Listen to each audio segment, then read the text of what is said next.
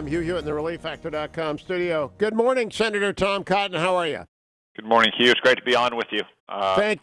Hope you and all of your listeners have got off to a good start to the very short Christmas season this year. I'm sure all your shopping is already done. It's all done. It's all cyber shopping. Tom Cotton, I've known you a very long time, since I think you were a ranger on deployment in Iraq. Did you ever in your imagination see yourself as a juror in an impeachment trial of a president? No, regrettably, Hugh, it looks like I may be that. The Democrats in the House have continued with their obsession about impeachment, and I gather they're probably going to pass articles of impeachment sometime this month unless they come to their senses, in which case they'll come to the Senate for a trial. I don't think anyone expects that there will be 67 votes to remove the president from office. In fact, I think there'll probably be more Democratic votes against impeachment in both the House and the Senate than there are Republican votes in favor of it. The really regrettable thing, too, is that the people's business is not being done. In the meantime, Hugh, we haven't passed a budget to fund our government, especially our military. We haven't passed the annual defense bill that's been passed 58 consecutive years. We haven't passed the Mexico-Canada agreement, which has been waiting for a year now for all of our farmers and foresters and ranchers and manufacturers. So there's a lot of work that is not getting done while Nancy Pelosi's House is obsessed with impeaching the president, as they have been since January 20th, 2017. Now, Senator, have two-part question. Have you discussed the trial and its logistics and procedures in the conference? And whether or not you've discussed it, what do you think is your job as an individual juror?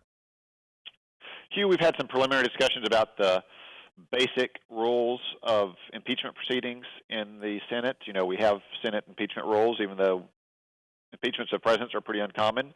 There have been many more impeachments of lower court judges in particular, so there are a set of standing rules that kind of give some right and left boundaries, but those rules are very, very minimal, Hugh. Impeachment trials really depend on what majority of the Senate can vote on. In 1998, there was a unanimous resolution to structure the Clinton impeachment trial. I'm not sure that that's going to be the case in today's Senate, but if they send articles of impeachment over here, I think we'll take a careful look at them.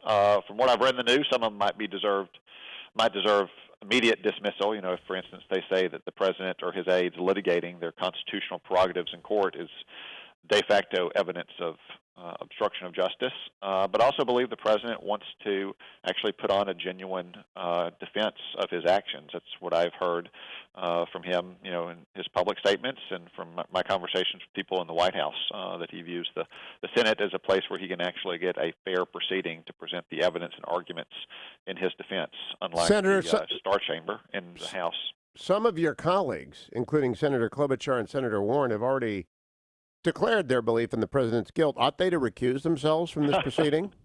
Well, Hugh, as you know, if you go read Alexander Hamilton's Federalist Papers on impeachment, it's not exactly like a criminal case. They're not looking for impartial jurors, and our founding fathers knew that when they made the Senate trial for impeachment, that it already might have people who are partisans in one way or another for the accused individual. So it's not surprising. Yeah, Federalist 65 is the one no one ever reads. It's going to be a brawl. Yeah. Do you anticipate the right? I've seen you ask difficult questions of important people before. Do you anticipate asking a question from the chair of any witnesses that might be called? Hugh, you have to remember that the impeachment trial is also most senators' view of purgatory or even hell. They have to sit silently in their chair on the Senate floor, and they never get to make a speech at all. So any questions have to be submitted in writing during an impeachment trial. Do you think that, among others, the whistleblower and Hunter Biden ought to be called, and Adam Schiff? 3 questions: whistleblower, Hunter Biden, Adam Schiff. Should they be fact witnesses? I think there's a strong case they should be fact witnesses in the Senate, Hugh. Now, ultimately, I think that decision will be up to the president's lawyers in the impeachment trial. But whatever you think about Joe Biden and Hunter Biden, you cannot dispute, unless you are the most kind of in-the-bag partisan for not just the Biden family and the Democrats, but the kind of Beltway establishment, that there was a gross conflict of interest in Hunter Biden being on the board of a Ukrainian oligarch's company, while Joe Biden was the point man for U.S. policy. Perhaps there's nothing there, but it certainly is worth reviewing, and it certainly goes to the president's thinking whenever he's made statements that he wanted Burisma investigated. Quick question. Has the Politico article by Ken Vogel from January 11th, 2017 been retracted in any way, shape, or form to your knowledge about Ukrainian meddling in our election? No, to my knowledge, Politico has not retracted that article or issued any corrections of it, nor has Mr. Vogel, who's gone on to work for the New York Times, which must have confidence in his reporting background. It's going to be fascinating. How long do you think it will last, Senator Cotton? 30 seconds. We don't really know, Hugh. It'll be up to whatever 51 senators vote on in terms of a process, and also to what the president's lawyers want to call as witnesses. Senator Tom Cotton, it is great to have you here for a front row chair in the juror box over the weeks and months ahead. I don't think it's going to be short, but who knows? I'm a talk show host. He's a juror and a senator.